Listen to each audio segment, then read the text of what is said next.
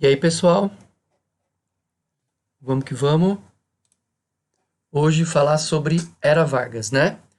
Olha lá, de 1930 até 1945. Essa aula aqui, ela vai servir para falar sobre características gerais. Nas próximas, a gente vai esmiuçando, a gente vai falando detalhes desse período todo, que é bastante longo, né? De 30 a 45 são 15 anos no poder. Bom, apesar de essa chamada Era Vargas, que tem 15 anos, né, de 30 a 45, ser um período grande, os historiadores costumam dividir esse período em três partes. Um inicial, que vai até 34, e é chamado de governo provisório, né? Um segundo, que é chamado de governo constitucional, até 37, e um terceiro, o Estado Novo, de 37 até 45. Nas próximas aulas, a gente vai dar detalhes sobre cada uma dessas três fases. Por isso que eu não vou me estender em comentários aqui agora, tá? Porque eu quero pegar a ideia genérica, né? Desse período todo de 15 anos aí, para depois detalhar. Então, o que a gente vai ver hoje aí? As características gerais do governo todo, a grande marca lá dos 15 anos do Vargas. Primeiro, populismo. Depois, a questão industrial, que tem a ver com a economia, a sociedade e a política, tá? Populismo primeiro. Então, vamos entender o que significa essa palavra, para depois usar a imagem aí como um exemplo, né? Olha lá. Concessões ao povo, desde que não prejudiquem as elites. Concessões é conceder, é dar, fazer pequenas doações, né? Para essa população que é mais desfavorecida, desde que você não mude as estruturas que sustentam o poder da elite. Então, muitos criticam esse tipo de postura, muitos elogiam esse tipo de postura, mas é um tipo de postura muito característica em várias formas de governo, né? De esquerda, de direita, progressistas, conservadoras. Não é uma característica isolada de um tipo de pensamento político, né? Ela permeia todas essas situações aí. Então, concede benefícios para a população, desde que a elite não se sinta incomodada, né? Por mais que muitas vezes esses benefícios para a população custem milhões ou bilhões, não mexendo na estrutura do jogo, a elite não se incomoda. Então, essa é a prática do populismo, que acontece não só no Brasil, acontece na América Latina, pelo mundo afora, e é uma prática que a gente pode dizer que atravessa os tempos aí do século XX, século XXI até, né? Então, isso é o populismo. A elite chefia as reivindicações populares, não é? Então, para eu ser mais claro aqui, sei lá, o Leve Leite, que era um programa de um governo, concedia leite em pó para as crianças dentro da escola, e aí o político ganhava simpatia, ganhava votos, não é? E por aí afora. São pequenos, sei lá, se pensar no nível municipal, dar brinquedo para as crianças no Dia das Crianças, e aí isso tem, claro, um caráter de agradar as crianças, mas o que tem de plano político, de interesse político por trás, porque isso chama atenção, angaria votos, né? Caso a pessoa queira se eleger. Então repara que você concede esses detalhes para o povo, mas não mexe na estrutura. Você deixa o povo feliz, consegue votos por isso, mas não mexe na estrutura. Portanto, muitos problemas estruturais continuam acontecendo. Por isso que muita gente critica o populismo, mas muita gente elogia também, porque às vezes é um mínimo que a pessoa recebe e a necessidade dela é tão grande que para ela tá bom, né? Então são dois lados de uma mesma moeda, né?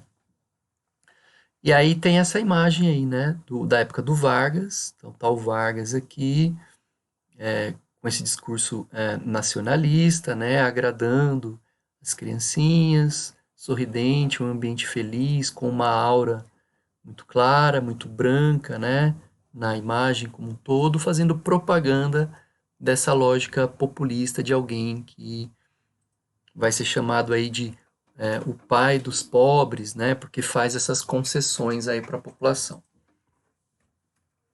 Isso é uma característica não só do Vargas, né, porque a gente está falando do Vargas aqui pela primeira vez.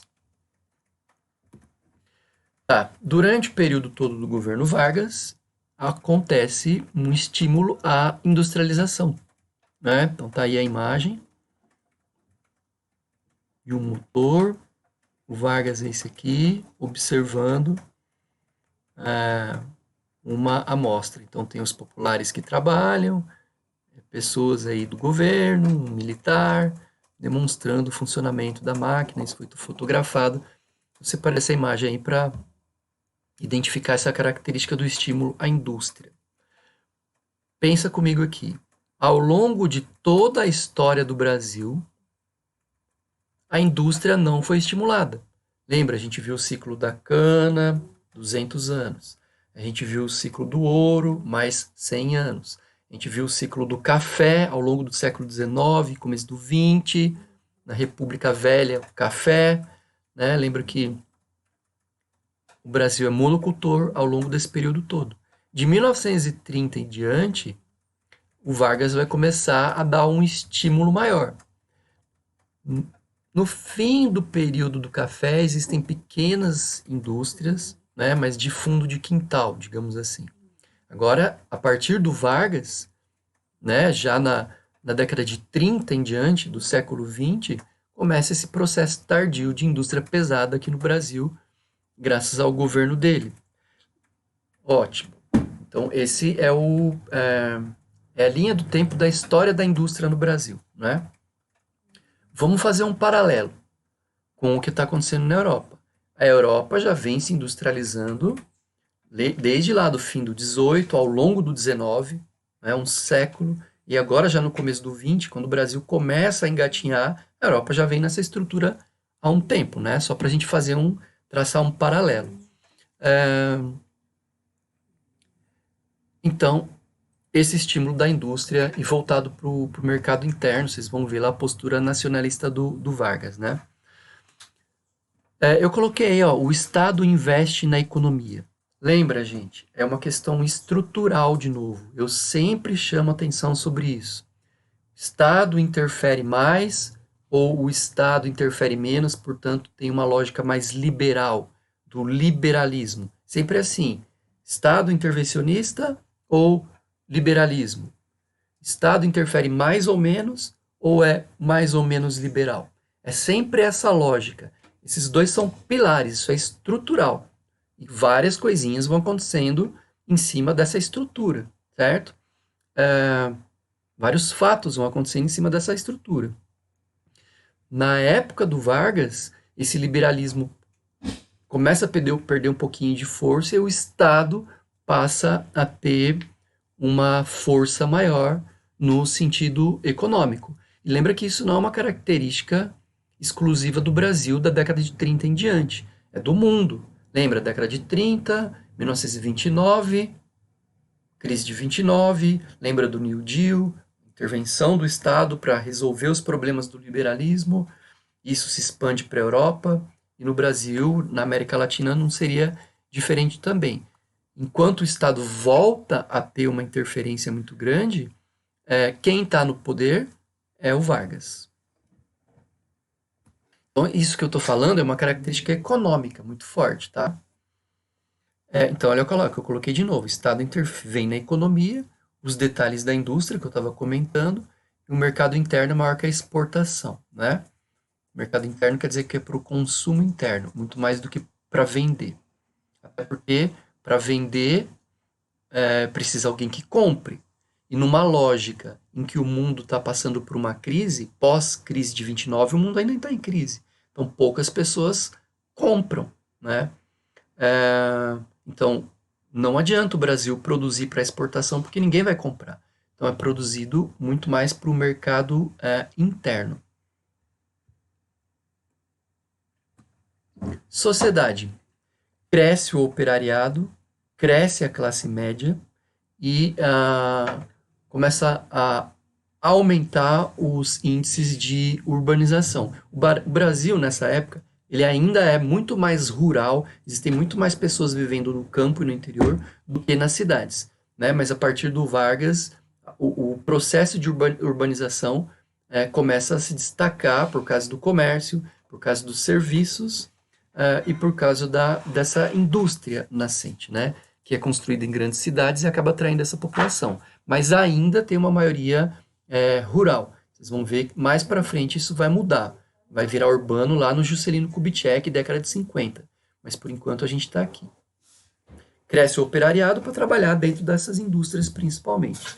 E o comércio vai se destacando, isso na verdade já vem nesse processo crescente desde lá da época do Império ao longo da República Velha como um todo. Na época do Vargas, na era Vargas, isso vai aumentando, a sociedade vai tendo essa característica, né? Política. Diminui o poder das oligarquias. Lembra, antes do Vargas é República Velha. Na República Velha, quem dominavam eram as oligarquias de São Paulo e Minas Gerais. Lembra, República do Café com Leite? Lembra, o termo oligarquia vem de oligos, que quer dizer poucos, né? Arquia, poder. Então, são poucos no poder. Durante a República Velha, antes do Vargas, antes de 1930, existia uma oligarquia cafeeira. Se oligarquia quer dizer poucos no poder, quem são esses poucos que estão no poder? Os cafeicultores, não é?